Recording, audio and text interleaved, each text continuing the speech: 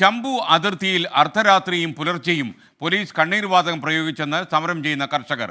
കണ്ണീർവാതകം കാലാവധി കഴിഞ്ഞതെന്നും ആരോഗ്യ പ്രശ്നം ഉണ്ടാക്കുമെന്നും ആരോപണമുയരുന്നുണ്ട്. പഞ്ചാബ് ഹരിയാന അതിർത്തികളിലേക്ക് ഇന്ന് കൂടുതൽ കർഷകരെത്തും പ്രതിഷേധത്തിനായി. നിതിൻ അംബുജൻ വിവരങ്ങളുമായി ചേരുന്നു. നിതിൻ, വിശദാംശങ്ങൾ എന്തൊക്കെയാണ്? കലത്ത പോലീസ് വലയത്തിലാണല്ലോ തെരുവീഥികൾ, എന്തൊക്കെയാണ് വിവരങ്ങൾ?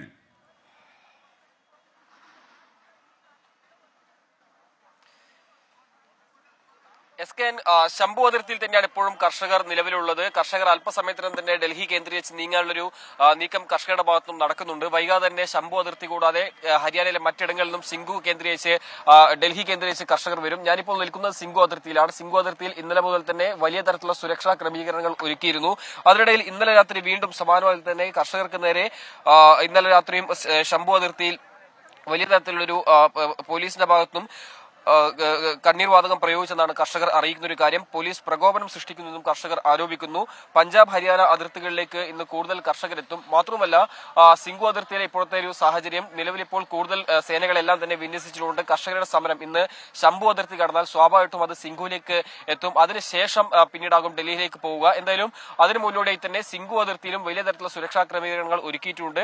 കോൺക്രീറ്റ് മതിലുകൾ തീർത്തും അതോടൊപ്പം തന്നെ മുള്ളുവേലി തീർത്തുമാണ് ഇപ്പോൾ ഈ ഒരു സമരത്തെ നേരിടാൻ പോലീസ് എല്ലാം തന്നെ ഇവിടെ സജ്ജമായിരിക്കുന്നത്. കൂടുതൽ സേനകൾ ഇവിടെ എത്തുന്നുണ്ട്. എന്തായാലും ശക്തമായി തന്നെ സമരവുമായി മുന്നോട്ട് പോകും എന്ന് തന്നെയാണ് കർഷകർ വ്യക്തമാക്കുന്നത്. അതിനിടയിൽ കോൺഗ്രസ് ഇപ്പോൾ കർഷകർക്ക് കൂടുതൽ പിന്തുണയുമായി രംഗത്ത് വന്നിരിക്കുകയാണ്. ഈ മാസം 16-ന് PCCകളുടെ നേതൃത്വത്തിൽ പ്രതിഷേധ സംഗമം നടത്താൻ ഇപ്പോൾ തീരുമാനിച്ചിട്ടുണ്ട്. എല്ലാ PCCകൾക്കും ഇതുമായി ബന്ധപ്പെട്ട നിർദ്ദേശം കോൺഗ്രസ് നൽകിയിരിക്കുകയാണ്. അങ്ങനെ ഈ ഒരു കർഷക സമരത്തിന് കൂടുതൽ പിന്തുണ ഏറി വരുന്നു. ആ ഒരു പശ്ചാത്തലത്തിൽ എന്തായാലും പഞ്ചാബിലെ കൂടാതെ ഉത്തർപ്രദേശിലെ കർഷകർ ഇപ്പോൾ തെരുവിലേക്ക് ഇറങ്ങാൻ ആലോചിക്കുന്നുണ്ട്. വൈകാതെ തന്നെ ഡൽഹി കേന്ദ്രീകരിച്ച് ഉത്തർപ്രദേശിലുള്ള കർഷകരും നീങ്ങുമെന്നാണ് മനസ്സിലാക്കാൻ സാധിക്കുന്നത്. അത്തരത്തിൽ ഹരിയാന, പഞ്ചാബ്, ഉത്തർപ്രദേശ് അടക്കമുള്ള സംസ്ഥാനങ്ങളിലും കൂടുതൽ കർഷകർ ഡൽഹിയിലേക്ക് എത്തിയാൽ സ്വാഭാവികമായിട്ടും ഈ പ്രതിഷേധത്തിന്റെ ഒരു രീതി തന്നെ മാറുന്ന ഒരു സാഹചര്യം ഉണ്ടാകും. അതുകൊണ്ട് തന്നെയാണ് പരമാവധി അതിർത്തികളിൽ വെച്ച് ഇവരെ തടയാനുള്ള ഒരു നീക്കം പോലീസിന്റെ ഭാഗത്തുനിന്നും നടക്കുന്നത്. എന്തായാലും ഇപ്പോൾ ഈ ദൃശ്യങ്ങൾ തന്നെ കാണാം. ഇത്തരത്തിലുള്ളൊരു കോൺക്രീറ്റ് ബാരിക്കേഡുകൾ തീർത്ത് തന്നെയാണ് ഈ ഒരു സമരത്തെ നേരിടാൻ പോലീസും അതോടൊപ്പം തന്നെ കേന്ദ്ര സേനകളും സജ്ജമായിരിക്കുന്നത്. നിലവിലിപ്പോൾ സിംഗു അതിർത്തി കൂടാതെ ശംഭു, ഗാസിപൂർ, തിക്രി അടക്കമുള്ള സ്ഥലങ്ങളിലും ഇത് തന്നെയാണ് കാഴ്ച. കുരുക്ഷേത്ര, പാനിപ്പത്ത്, സോണിപ്പത്ത് അടക്കമുള്ള ഹരിയാനയിലെ വിവിധ സ്ഥലങ്ങളിലും സമാനം തന്നെയാണ് അവസ്ഥ. ഹരിയാനയിലെ 7 ജില്ലകളിൽ നിരോധനാജ്ഞ പ്രഖ്യാപിച്ചിട്ടുണ്ട്.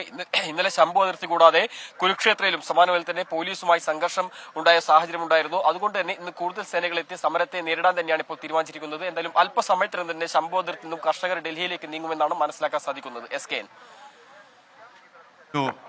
നമുക്കൊപ്പം ചേർന്നത് നിതിൻ അംബുജനാണ് ഡൽഹിയിൽ നിന്ന്. എന്തായാലും കർഷക സമരം നേരിടാൻ അതിശക്തമായ ഒരുക്കങ്ങളാണ് കേന്ദ്ര സർക്കാർ ചെയ്തിരിക്കുന്നത്.